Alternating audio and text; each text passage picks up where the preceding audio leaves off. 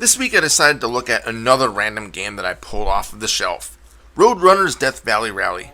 The only time I ever had a slight interaction with this game is when I received it as part of the Video Games Monthly subscription service a few months back. I remember the game being kinda crap, but thought maybe if I give it more time it would grow on me. I can say that after a few hours, no, it definitely did not. The game's plot is, from what I can gather, very easy to understand. You play as the Roadrunner, trying to escape Wile E. Coyote. Yep, it's just like the cartoons, complete with silly inventions and costumes that the canine purchases and invents from Acme. As such, Wile E. Coyote is one of the main threats as you attempt to platform through multiple stages. You might notice immediately how fast this game is, and might even mistake it as being something coming from the Sega Genesis, blast processing and all. But no, it's a full-on SNES game, so the speed is fairly unusual. Controlling the Roadrunner seems simple enough. You got a button for jumping, a button for zooming forward, useful for getting some extra momentum up hills and also for taking out enemies in your way, and a button for pecking at the ground. This peck is extremely close ranged, although it can take out enemies, but is more useful for eating the birdseed, used to replenish the Roadrunner's boost gauge. The only other thing of note is the shoulder buttons. Well, they do this. I guess it's better than leaving them to do nothing? So yeah, the controls are easy. But actually controlling the Roadrunner is an absolute nightmare. This is due to a few reasons. For one, the speed I mentioned. Yes, it's pretty awesome to see in action. You get a true sense of speed, not unlike a classic Sonic the Hedgehog game.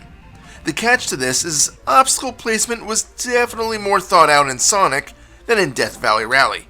Sonic usually didn't have enemies in areas in which you were expected to go at maximum speeds, but instead placed them in the more nuanced areas where you had to platform carefully or even leap to a new area, ensuring that you are going at slower speeds.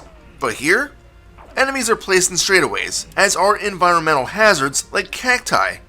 Sure, you can opt to use the speed boost to take out some of the hazards like the scorpions or snakes, but you can't defeat cacti, so unless you memorize the placements of every enemy, you're going to take damage, and although you have a life gauge, it won't last forever. Secondly, the sprite of the Roadrunner helps lead to some of those hits, as it's pretty massive, taking up a substantial amount of the screen. When jumping around, it's hard to know exactly where the threats may be, especially in the realm of Wile E. Coyote. There were more than a few times where I went to jump to a platform and got hurt by the Wily one, as he was off screen unseen and then BAM! Hit him. How the hell was I supposed to know where he was? A cursor or something would have been nice, but instead, you just have to leap in and hope that he's nowhere near you. Plus, sometimes touching him directly will hurt you, and sometimes he won't. In stages 1-1 and 1-3, touching his body will damage you.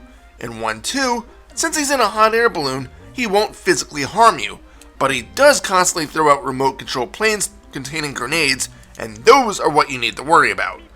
Thirdly, the platforming itself? Oh god, it's bad. It is some of the slipperiest controls I have ever seen in my life. You probably noticed how much I'm sucking at making some of these leaps, but I promise you, it's not just my lack of gaming skill. Trying to land precision jumps is nearly impossible due to the quick speeds of the Roadrunner and the slippery control scheme. I can't tell you how many times I was yelling at the TV screen about how much this game sucked just because I couldn't make what should have been simple jumps. What's worse though is the level layouts often make it so that if you miss a jump, you fall down to a lower platform and will have to climb your way back up there. Add in moving platforms and you might rip your hair out, becoming as bald as me. At least there are plenty of checkpoints. There are often more than 10 flag posts found in the stages, and each one functions as a restart point in case you die. Not only that, but these flag posts give you bonus points at the end of the stage. According to the manual, which I had to look up online, if you can manage to collect 20 flags, you get a continue. I never saw it. Believe it or not, I couldn't even beat the first level. 1-4 is a boss fight against a massive catapult, and I think I figured out that you need to peck at this point here. But with the combination of not being able to see hazards off screen, the loose controls, and the massive sprite of the Roadrunner, and I simply could not defeat this contraption, even after a half dozen attempts. You can go ahead and say I suck at gaming. I'm telling you, this is one of the most frustrating games I've ever played on the system. Another oddity is that although you have a timer, it's literally only there for end of stage bonus points. If the timer runs out, oh well, no big deal. It's unusual, but back then points were a big thing, so I guess it's an okay mechanic. One thing I will commend about the game are the graphics. They depict the cartoon nature of Looney Tunes very well, and for that, I'm glad, as I used to be a big fan of the cartoon series as a kid. The stages are all named like episodes. Wile E. Coyote has different costumes, and at the end of each stage, he meets some sort of doom, just like the cartoons. The sprites have excellent detail to them, and the stages, although sort of bland, look fine enough. The sound, on the other hand, is pretty dreadful. I've only ever heard one track, and it loops a lot. Sunsoft is normally known for their excellent NES music, from games like Batman, Fester's Quest, Blaster Master, Mr. Gimmick, and Journey to Silius. But after the NES, they kinda went downhill. This is a prime example of their downfall. The music just flat out sucks. So my final verdict of Roadrunner's Death Valley Rally? It's crap. I never felt like I truly had control of the Roadrunner, and with the difficult to avoid traps and enemies, the deaths always felt kinda cheap.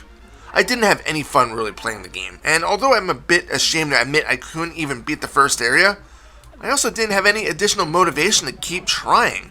I'm sure there are fans out there of this game, but I am most definitely not one of them. Even if you are a fan of Looney Tune cartoons, stay far, far away from this game.